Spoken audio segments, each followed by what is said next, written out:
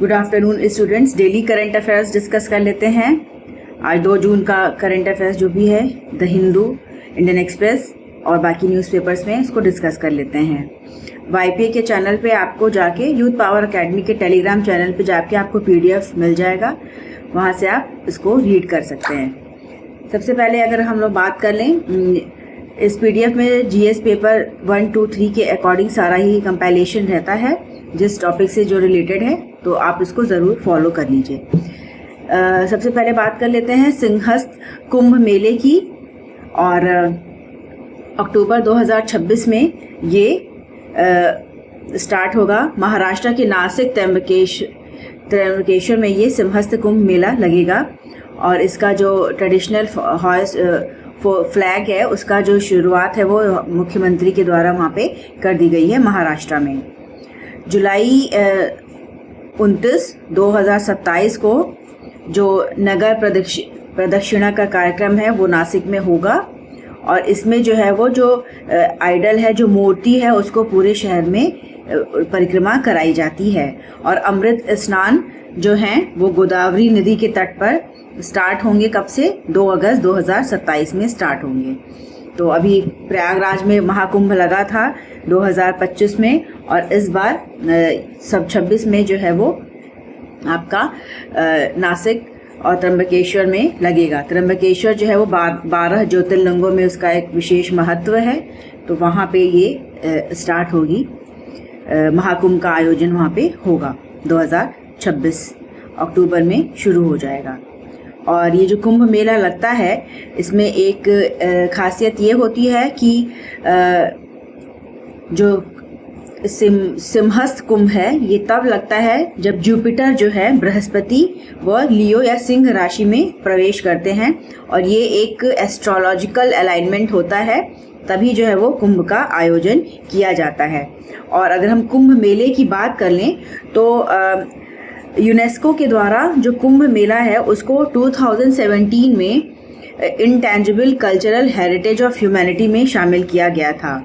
तो ये हमारे लिए इम्पॉर्टेंट है, हमारे क्वेश्चन में पूछा जा सकता है कि कुंभ मेला जो है वो यूनेस्को के द्वारा रिकॉग्नाइज्ड है। इंटेंजिबल मतलब जिसको कल्चरल हेरिटेज की लिस्ट में ये शामिल है। और इसमें देखिए जो कीवर्ड्स हैं, जैसे कि सिंहस्थ, कुंभ मेला, त्र्यंबकेश्वर, ये सारी चीज़ें जो है इसमें दे रखी हैं हमारे जो पीडीएफ है।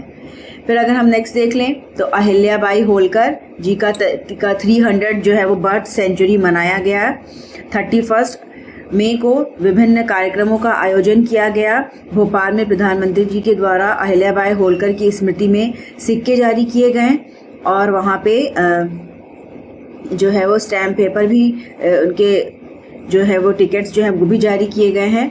तो इनके बारे में थोड़ा सा जान लेते हैं। अहिल्याबाई होलकर जो है वो भारतीय इतिहास में उनका विशेष योगदान है। और इससे रिलेटेड आर्टिकल भी आज निकला है इंडियन एक्सप्रेस में। इसमें बताया गया है कि कैसे जो है वो विभिन्न महिलाएं जो हैं उन्होंने हमारे वैदिक काल में बात की गई है कि मैत्रेयी, लोपामुद्रा, उनके बारे में बात की गई है, इन्होंने किस प्रकार से कार्य किया। और मेडुअल इंडिया की बात कर ले अगर हम, तो वहाँ पे मीराबाई उभर के आई और उन्होंने कृष्ण भक्ति में उनका सारा काम किया। ब्रिटिश पीरियड के जब ब्रिटिश का आक्रमण हुआ तो 1857 की क्रांति में झांसी की रानी लक्ष्मीबाई, झलकारी बाई, उदा देवी, रानी अबक्का, इन लोगों ने विशेष योगदान दिया। और जो देवी अहिल्याबाई होलकर थी, इनका जन्म जो है वो 31 मई 1725 को हुआ था। चौंदी विलेज ऑफ महाराष्ट्र में हुआ था। और इन्होंने मालवा टेरिटरी, जो कि आज के टाइम में देखा जाए तो मध्य प्रदेश का ज़्यादातर एरिया है ये, इस पे इन्होंने शासन किया था 1767 से लेके 1795 तक।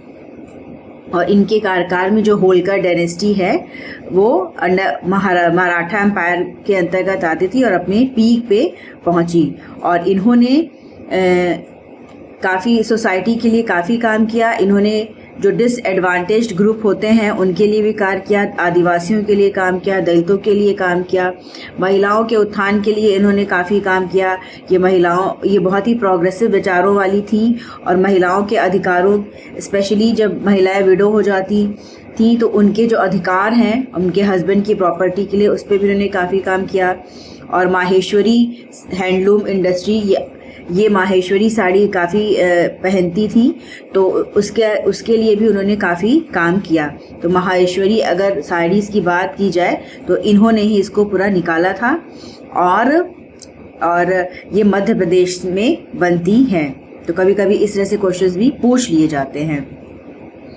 फिर इन्हीं के कार्यक्रमों को आगे चल के सोशल रिफॉर्मर्स हुए, जैसे कि अरविंदो घोष, दीनदयाल उपाध्याय, इन्होंने काफ़ी काम किया और देश में स्पिरिचुअल नेशनलिज्म और अंत्योदय की बात कही गई, जिसमें कि जो मार्जिनलाइज्ड सेक्शन है उनका जो है वो अपलिफ्टमेंट किया जाए।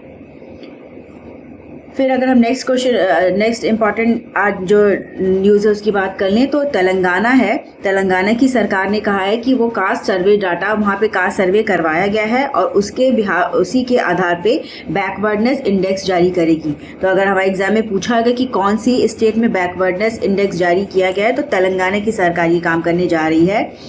तेलंगाना में एक नया कंसेप्ट लाया है सरकार ने, जिसका नाम दिया है कंपोजिट बैकवर्डनेस इंडेक्स, और इसमें पूरा साइंटिफिक स्टडी किया जाएगा कि क्या क्या चीज़ें हैं जो कि साइंटिफिकली जो है वो बैकवर्डनेस को इसमें बताया जाएगा और जो विशेष ध्यान है वो दिया जाएगा कि कैसे जो है वो अपलिफ्टमेंट के लिए कार्य किया जा सके। और इसका जो काम है इसके लिए एक स्केल बनाई जाएगी, एक इंडेक्स डेवलप किया जाएगा जिसमें 0 to 26 इंडिपेंडेंट वो मेजर्स, इनके कुछ जो है वो क्राइटेरियाज रहेंगे जिनके की आधार पे मेजरमेंट किया जाएगा। और इसको जो तैयार किया है, जो कास्ट सर्वे हुआ था, इसमें सुप्रीम कोर्ट के retired justice B Sudarshan Reddy, इनके लीडरशिप में जो है ये पूरा डाटा जो है वो तैयार किया जा रहा है और ये डाटा का इंटरप्रिटेशन होगा और उसी पे जो है वो ये आपका इंडेक्स बनेगा। और इसमें 42 इंडिकेटर्स रहेंगे जो कि 9 ब्रॉड एरियाज, जैसे कि एजुकेशन, लिविंग कंडीशन क्या है, लैंड की ओनरशिप है कि नहीं है, इनकम क्या है, एक्सेस टू टेक्नोलॉजी कितना है, सोशल डिस्क्रिमिनेशन क्या है, इन इंडिकेटर्स पे के आधार पे ये इंडेक्स को निकाला जाएगा और कोशिश की जाएगी कि इन पे कार्य किया जा सके। तो अगर इंडेक्स की बात हुई, बैकवर्डनेस इंडेक्स की, तो तेलंगाना सरकार इसको ले आने जा रही है। फिर अगर हम देख लें तो एक न्यूज़ निकली है जिसमें कि डॉक्टर स्नेह भार्गवा की न्यूज़ है। ये एम्स की पहली वुमेन डायरेक्टर थी और इनकी ऑटोबायोग्राफी निकली है। उसका नाम है the women who ran AIIMS. जब 1984 में जब इंदिरा गांधी को गोली मारी गई थी, तो उस समय पे ये वहाँ पे एम्स में इन्होंने तुरंत ही ज्वाइन किया था और ये भारत की पहली जो है वो फीमेल रेडियोलॉजिस्ट भी हैं, महिला रेडियोलॉजिस्ट भी ये हैं। तो इनकी जो है वो ऑटोबायोग्राफी है the women who ran AIIMS. तो ये नाम याद रखिए क्योंकि बुक्स के नाम भी ऑथर के नाम पूछ लेते हैं और किसका पे आधारित है ये पूछ लेते हैं। ये चूँकि पहली रेडियोलॉजिस्ट है और एम्स की पहली डायरेक्टर रह चुकी हैं, तो ये इम्पॉर्टेंट है। फिर अगर हम बात कर लें नेक्स्ट सेक्शन की, तो हेल्थ एजुकेशन से रिलेटेड एक सेक्टर है जो यूनियन मिनिस्ट्री है, एजुकेशन मिनिस्ट्री। और उसने बोला है कि झारखंड और बिहार में अनरिकॉग्नाइज्ड स्कूल जो है बहुत ज़्यादा है और सरकार ने ये बोला है दोनों ही स्टेट से कि ये जितना जल्दी पॉसिबल हो इस समस्या को ख़त्म करें। और डाटा निकाला है ISE इनके द्वारा डाटा जारी किया गया है। उसमें बताया गया कि झारखंड में सबसे ज़्यादा नंबर ऑफ स्कूल्स ऐसे हैं जो कि अनरिकॉग्नाइज्ड हैं और उसके बाद बिहार में ऐसे स्कूलों की संख्या सबसे ज़्यादा है। और जो RTE एक्ट है, राइट टू एजुकेशन एक्ट, उसका जो सेक्शन 19 है वो मैंडेट करता है कि जो भी स्कूल बने थे 2009 के पहले, उनको 3 साल के भीतर कुछ नॉर्म्स हैं जिनको कि फॉलो कर लेना होगा। लेकिन अभी भी ये इसमें इन दोनों ही स्टेट्स में जो स्कूल चल रहे हैं उन्होंने इन क्राइटेरियाज को फुलफिल नहीं किया है।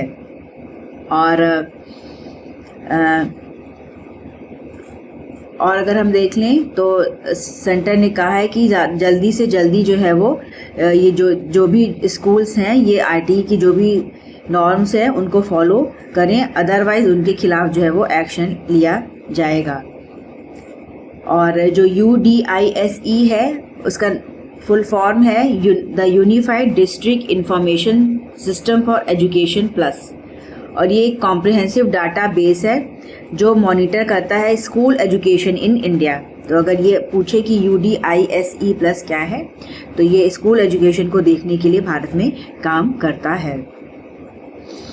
और नेक्स्ट अगर हम न्यूज़ देख लें तो चाइल्डहुड ओबेसिटी को लेके एक रिपोर्ट आई है, और दिल्ली में एम्स में की स्टडी थी। तो इसमें काफ़ी सारी बातें बताई गई हैं कि कैसे जो चाइल्डहुड ओबेसिटी है वो बढ़ रही है, बहुत तेज़ी से बढ़ रही है। और इसमें सर्वे में काफ़ी सारे स्कूल्स में 4000 से ज़्यादा स्टूडेंट्स पे सर्वे किया गया है, और उसमें पाया गया है कि 13.4% के लगभग बच्चे ओबेसिटी का शिकार हैं और 7.4% को हाइपरटेंशन है। और इसमें ये भी पाया गया है कि गवर्नमेंट स्कूल्स की कंपैरिजन में 24% जो प्राइवेट स्कूल्स हैं वहाँ पे ये समस्या ओबेसिटी की समस्या ज़्यादा है। और स्कूल्स में सेंट्रल गवर्नमेंट ने अभी रिसेंटली बोला था कि जितने भी CBSE एफिलिएटेड स्कूल है उसमें जो है वो शुगर बोर्ड्स लगाए जाएं, जो कि ये उसमें बच्चों को इन्फॉर्मेशन मिल सके कि कितना कंजम्पशन शुगर का हो सकता है, कितना ज़्यादा मैक्सिमम वो खा सकते हैं शुगर किसी भी फॉर्म में, चाहे वो लिक्विड फॉर्म में हो, जूस के फॉर्म में हो या खाने के उसमें हो, क्योंकि इसकी वजह से जो है वो टाइप 2 डायबिटीज़ भी बढ़ रहा है और बहुत सारे अदर जो है वो साइकोलॉजिकल स्ट्रेस हो रही हैं और मस्कुलोस्केलेटल भी डिसऑर्डर्स जो है वो बढ़ रहे हैं। तो इससे रिलेटेड ये न्यूज़ जो है वो इंडियन एक्सप्रेस में निकली है। फिर अगर हम देख लें तो दिल्ली की एक न्यूज़ है जहाँ पे मद्रासी कैंप हैं और हैवी सिक्योरिटीज़ के बीच जो है उनका वहाँ पे बुलडोज़र चलाए गए हैं। ये काफ़ी पुराने जो हैं ये स्लम्स एरियाज़ थे। तो दिल्ली की हाई कोर्ट ने ऑर्डर दिया था कि वहाँ पे अथॉरिटीज़ जो है इनको क्लियर करें और इस पे काम हो। तो इसीलिए जो है वहाँ पे ये डिमोलिशन का कार्य किया गया है। और सरकार ने जो बोला था कि जो भाजपा सरकार वहाँ पे बनी है तो जहाँ झुग्गी वहाँ मकान, एक रिहेबिलिटेशन स्कीम है जिसके तहत जो है वो उनको मकान प्रोवाइड किए जाएंगे, मतलब झुग्गी झोपड़ी में ना रहना पड़े, उन्हें घर दिए जाएंगे सरकार के द्वारा बना के। तो ये न्यूज़ है, इसको आप देख लीजिए।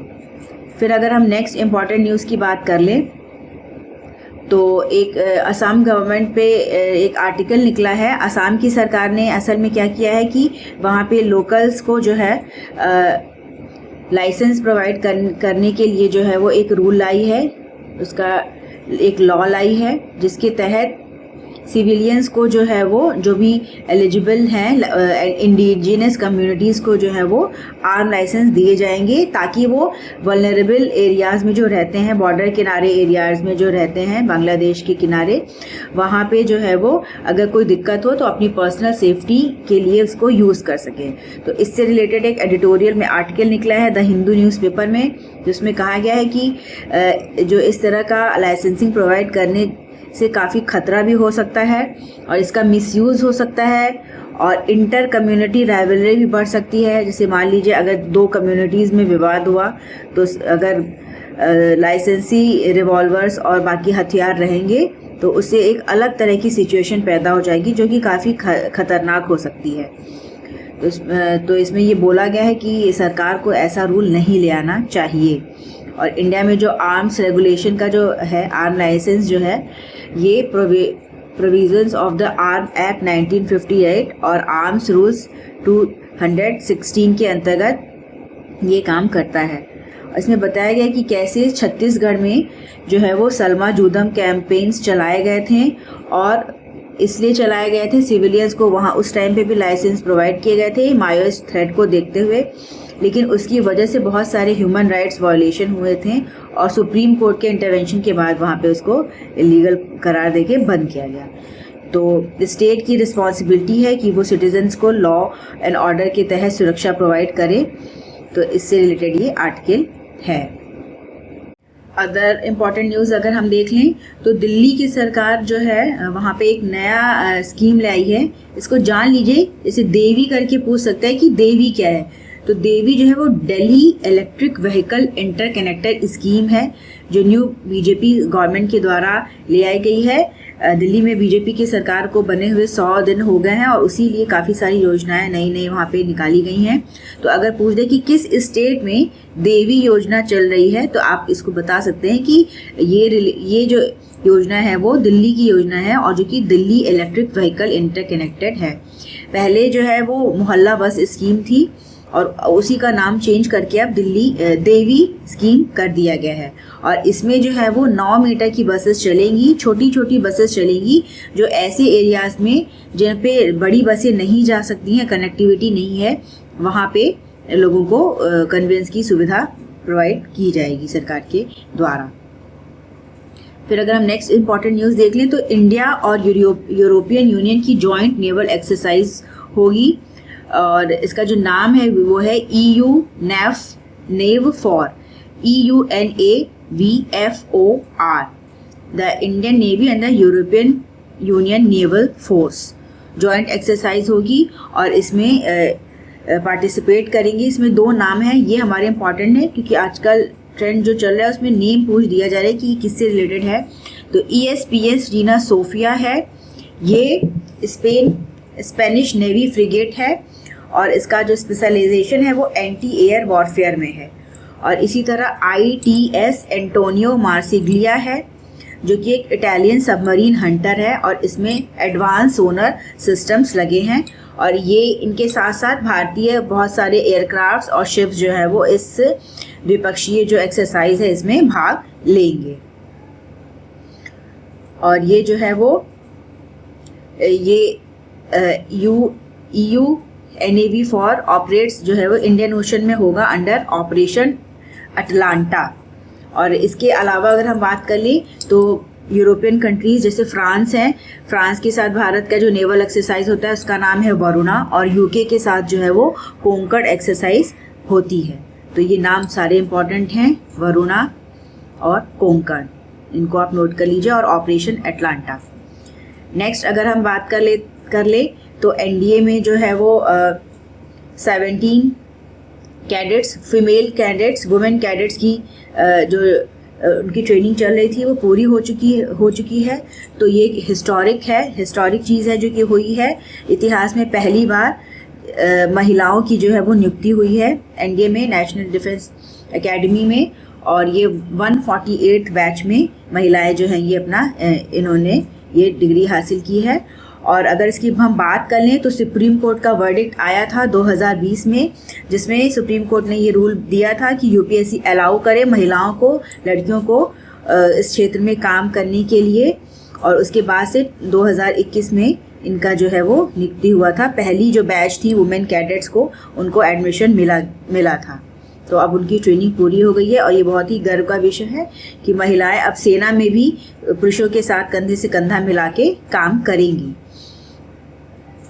फिर अगर हम बात कर लें अदर इम्पॉर्टेंट न्यूज़ की तो इकोनॉमिक ग्रोथ की जो बात चल रही है, अभी जो रीसेंट डाटा निकला है मिनिस्ट्री ऑफ स्टैटिस्टिक्स के द्वारा, जो 4th क्वार्टर है उसके जो भी सेक्टर्स हैं, मैन्युफैक्चरिंग सेक्टर, एग्रीकल्चर सेक्टर, सबका डाटा रिलीज़ किया है। तो इससे रिलेटेड आर्टिकल्स हिंदू में भी हैं और इंडियन एक्सप्रेस में भी बताए गए हैं।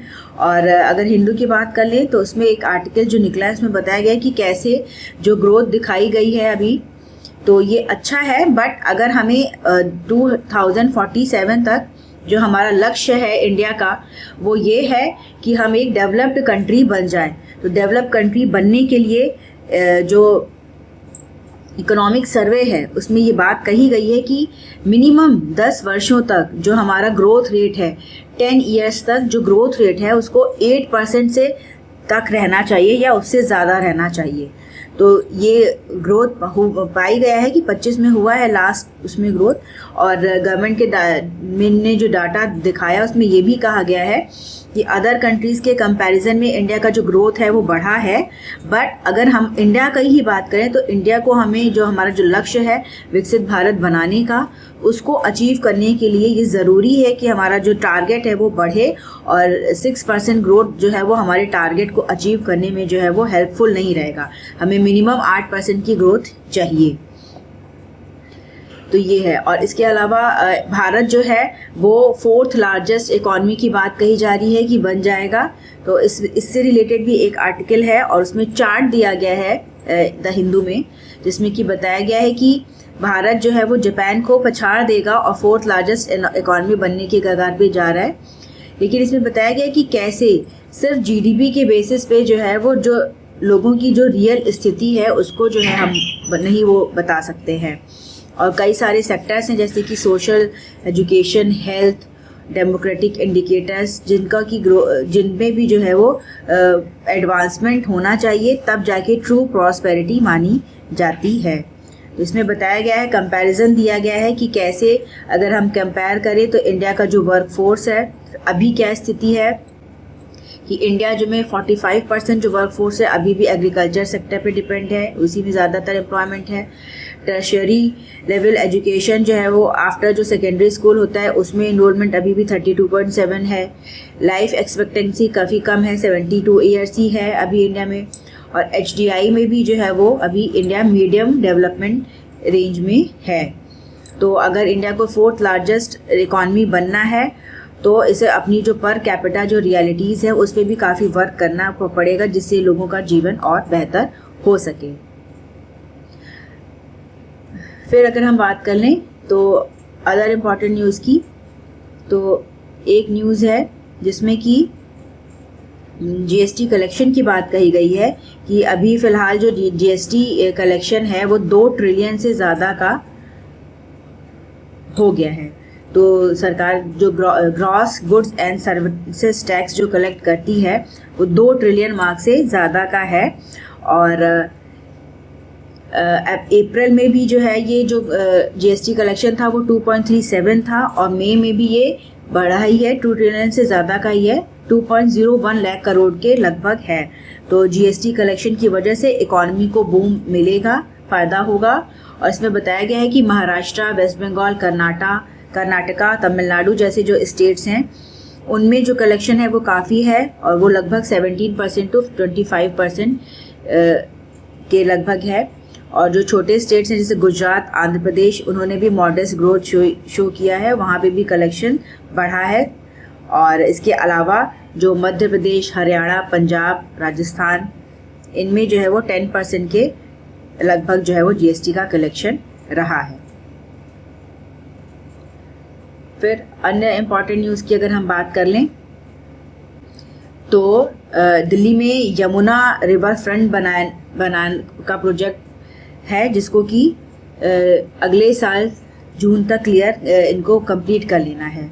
तो वहाँ यमुना जो रिवर है वहाँ पे काफ़ी गंदी थी, और नई जो सरकार है उसका ये कहना है कि वो ये यमुना को साफ़ करेंगे और वहाँ पे एक प्रॉपर रिवर फ्रंट का डेवलपमेंट किया जाएगा। और इसके लिए जो है वो ये जो प्रोजेक्ट है ये 22 किलोमीटर लंबा प्रोजेक्ट है, और वज़ीराबाद से लेके ओखला बैराज तक 1660 हेक्टेयर की जो लैंड है वो प्रोवाइड की जाएगी इस रिवर फ्रंट के डेवलपमेंट के लिए। और यहाँ पे जो है वो साइकिल ट्रैक्स भी बनेंगे और ग्रीन मोबिलिटी कॉरिडोर रहेंगे। और इसके अलावा उत्तर प्रदेश में अगर हम बात कर लें तो वहाँ पे गोमती रिवर फ्रंट बना है और उस पर भी काफ़ी सारा वर्क हुआ है। तो उसी तरह जो है वो दिल्ली में भी अब यमुना रिवर फ्रंट पे काम होगा। और इसका जो एम है वो यही है कि ट्रांसफॉर्म करना एरिया को into sustainable and recreational hub में, बायोडाइवर्सिटी पार्क बनाना, इको टूरिज्म को बढ़ावा देना और मोबिलिटी कॉरिडोर्स बनाना। अदर इम्पॉर्टेंट न्यूज़ की अगर हम बात कर लें तो जो इकॉनमी से रिलेटेड न्यूज़ थी। फिर उसके अलावा एक आर्टिकल निकला है द हिंदू में, जिसमें कि माउंटेन्स अभी जो 18 मई को इंडिया की तरफ से मिनिस्ट्री ऑफ डिफेंस जो है वो वही काम करता है, national institute of mountaineering and adventure sports को देखने का। तो 5 मेंबर्स जो हैं उन्होंने कंचनजंगा की चढ़ाई की है और उन्होंने नेपाल की तरफ से जाके चढ़ाई की है, वहाँ पे तिरंगा लहराया है। तो सिक्किम के जो चीफ मिनिस्टर हैं प्रेम सिंह तमांग, उन्होंने भी कहा था कि सिक्किम जो है वो सिक्किम की जो लोकल पॉपुलेशन है, जो आबादी है, वो इस पहाड़ को बहुत ही ज़्यादा सेक्रेड मानती है। तो इस तरह के एक्सपेडिशंस जो हैं वो रोके जाएं और इनको बंद किए जाएं, किसी तरह का क्लाइंबिंग अटेम्प्ट ना हो भारत की तरफ से। और इंडिया की तरफ से जो टीम है वो गई थी, तो नेपाल की तरफ से उसने जाके ये चढ़ाई की है। और ये जो क्लाइंब है ये एक पार्ट है हर शिखर तिरंगा कैंपेन का। ये एक आर्मी का कैंपेन है और जिसका उद्देश्य है कि जो इंडियन फ्लैग है उसको हर स्टेट के हाईएस्ट पॉइंट पे जाके लगाया जाए। तो इसमें बताया गया कि कैसे जो लोकल कम्युनिटीज़ हैं वो चूँकि उनको उनके रिलीजियस और अदर बिलीव्स होते हैं, तो उसकी वजह से वो नहीं चाहते हैं कि इस तरह का कोई कार्य हो। और कैसे है ग्लोबली इसमें बात कही गई है कि बहुत सारे ऐसे माउंटेन्स हैं जहाँ पे टेलीस्कोप लगे हैं और चढ़ाइयाँ की जाती हैं, माउंटेनियरिंग की जाती हैं लोगों के द्वारा। तो वहाँ पे रोक लगाने के लिए पहले से काफ़ी प्रोटेस्ट वगैरह चलते रहे। तो कुछ नाम इसमें हैं जो कि दिए हैं, जो कि हमारे एग्ज़ाम में पूछ लिए जाते हैं। जैसे कि इसमें एक नाम दिया था कनाका मौली कम्युनिटी का, और ये हवाई की कम्युनिटी है जिसने कि 30 मीटर टेलीस्कोप लगाने के लिए वहाँ पे प्रोटेस्ट किया। इसके अलावा अगर हम बात कर लें तो चिली की बात की गई, वहाँ पे अटाकैमिनो कम्युनिटी है। तो कभी कभी इंटरनेशनल में भी कम्युनिटीज़ भी पूछ सकती हैं या ट्राइब्स पूछ के कंट्री का नाम दे दिया जाता है कि इनको फिर मैच कराइए। तो जैसे अब चूँकि ये एग्ज़ाम आपके न्यूज़पेपर में है तो ये पूछा जा सकता है। अटाकैमिनो कम्युनिटी चिली की है और उसने भी टेलीस्कोप को लगाने के लिए अपना कंसर्न रेज किया था सेरो अमेज़ोन्स और सेरो पेरानेल पे, जो कि मानते हैं कि उनका पे वहाँ पे स्पिरिचुअल लॉस होगा। फिर इसके अलावा जो अन्य जो नेम्स हैं उसमें दिए गए हैं कि 2014 में वॉल्केनोलॉजी प्रोग्राम का विरोध किया था वहाँ के पेक्टू माउंटेन पे। और इसके अलावा भूटान ने भी क्लाइंबिंग बंद कर दी थी गंगखर प्युनसुम में, जो कि 6000 मीटर्स की ऊंचाई पे है। और वहाँ पे उन्होंने कम्प्लीटली जो है वो माउंटेनियरिंग को बैन कर दिया 2003 के प्रोटेस्ट के बाद से। तो ये जो नाम है इंडिजिनस कम्युनिटी के और किस कंट्री को ये बिलोंग करते हैं, ये भी हमारे लिए इम्पॉर्टेंट है।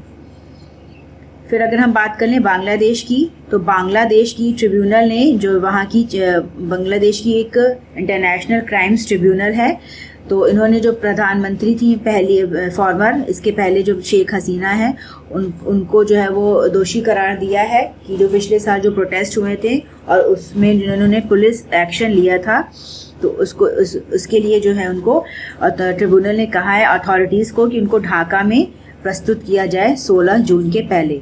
शेख हसीना जो है बांग्लादेश में जो सरकार को गिराने का काम किया गया, फिर वहाँ पे अंतरिम सरकार बनी आर्मी की मदद से। तो बांग्लादेश तब से जो है उन्होंने बांग्लादेश को छोड़ दिया है शेख हसीना ने, और वो इंडिया में रिफ्यूजी की तरह भी रह रही हैं। 5 अगस्त 2024 से वो भारत में रह रही हैं, भारत सरकार ने उन्हें रहने की परमिशन दी है। और बांग्लादेश से ही रिलेटेड एक और भी न्यूज़ है कि इसके जो शेख हसीना के जो फादर थे वो वहाँ के फाउंडिंग प्रेसिडेंट थे बांग्लादेश के, तो उनकी जो फ़ोटोज़ हैं वो वहाँ के बैंक नोट्स पे थी। तो अब वहाँ पे नया जो बैंक नोट इशू होंगे वो पुराने जो नोट्स थे उनको रिप्लेस करेंगे, और उनमें जो है वो अब नई इमेजेस बनेंगी जो कि हिंदू और बुद्धिस्ट टेम्पल्स की रहेंगी। और इसके अलावा हिस्टोरिकल प्लेसेस जो कि वहाँ के बॉर्डर के कल्चरल रिप्रेजेंटेशन, वहाँ की जो बॉर्डर है उसको जो दर्शाते हैं, तो उनकी इमेजेस जो हैं वो रहेंगी अब जो न्यू करेंसीज आएंगी वहाँ पे। तो ये दोनों ही न्यूज़ जो हैं वो बांग्लादेश की थी।